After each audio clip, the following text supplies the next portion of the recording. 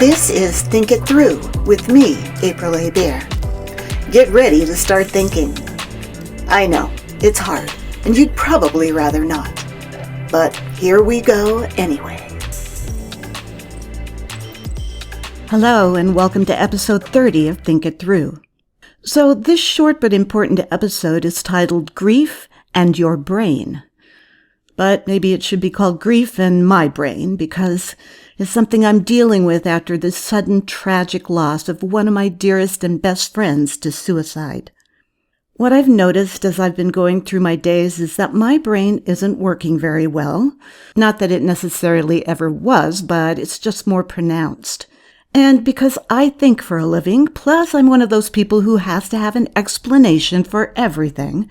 And since this podcast is called Think It Through, and it's about how we think and how we can do that more clearly, I've decided to look at grief from the perspective of how it affects our thought processes.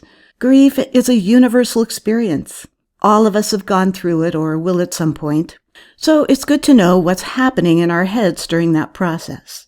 Plus, creating this episode is giving me something to do, and I really need that right now. So, here we go.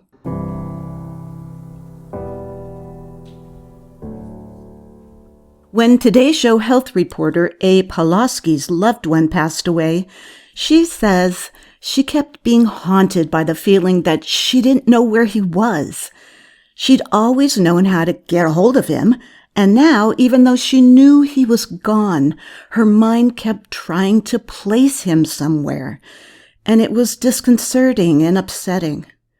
Grief expert Mary Frances O'Connor says that this panicky response, which she refers to as a brain pop-up, is very similar to what a parent goes through when their child gets lost in the mall and they can't find them.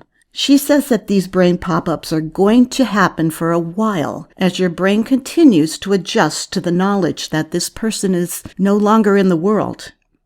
Obviously, grief is a complex emotional state made up of all kinds of feelings. Now, many of these emotions are ones that we tend to feel regularly throughout the day, like anxiety, sadness, yearning, maybe a little flash of anger here and there. But in grief, these emotions are ramped up to an intensity that can overwhelm us. When you're in any kind of interpersonal relationship, be it a close friendship or family member or your intimate significant other, part of who you are, sometimes a very large part, is bound up in that other person. You and that person have been a we, and when that person's no longer there, it's completely natural to feel like a part of you is gone. Yes, it's the we part of you that's missing now. And one component of grief is trying to keep that we part going when that other person isn't physically here to complete that part of our identity. In fact, neurologist Dr. Lisa Shulman says that this kind of traumatic loss is perceived by our brain as a threat to our own survival, and our fight or flight defense mechanisms kick in. Blood pressure, heart rate, the release of specific hormones, those are all part of this process. These things can cause changes in memory, behavior, sleep, and even affect our immune system. And of course, what I've been experiencing, brain fog, is incredibly common in the grief process. In fact, according to an article in Psych Central, it's typical to feel spacey, forgetful, and even be unable to make decisions. Grief brain is a real thing. Because of the stress associated with trauma, blood's being diverted from the higher order thinking functions of your brain to the more emotional and fear-based areas. So, what is my brain doing during this emotional time? According to Dr. Shulman, and I quote, "In response to traumatic events, the brain creates connections between nerves and strengthens or weakens existing connections, depending on the duration and degree of the emotional response. Neuroplasticity, or the ability to alter neural connections, allows the brain to compensate for injury, illness, loss, and other life-altering traumatic events by forming new neural connections based on these experiences. This helps an individual adapt to new situations or environments. So, my brain is changing, learning, and adapting to this new world that doesn't have my friend in it. Grief is a kind of learning, according to O'Connor. When a loved one dies, your brain is trying to solve a problem. It's working overtime to update its virtual map of the world. Sometimes we want to fight this updating, and we ruminate about what we would have done, could have done, should have done, to keep this trauma from happening and keep that person with us. Certainly when suicide is involved, as in my friend's case, those ruminations can take over your mind and make the process take longer. But those counterfactuals don't really help us adapt to our new reality and learn to be in this world as it is now.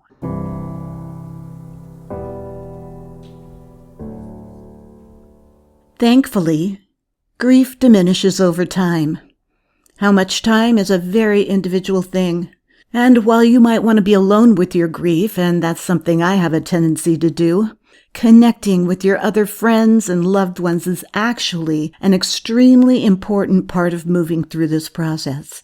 You need to be able to imagine a future where you're not constantly knocked over by waves of grief. But it will happen.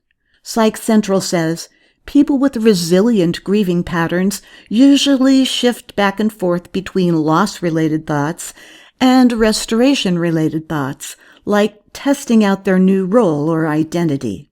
When O'Connor lost her husband, she taped a note up in her kitchen that said, "Cook, clean, work, play." It helped to remind her what she needed to do to get through each day to take care of herself.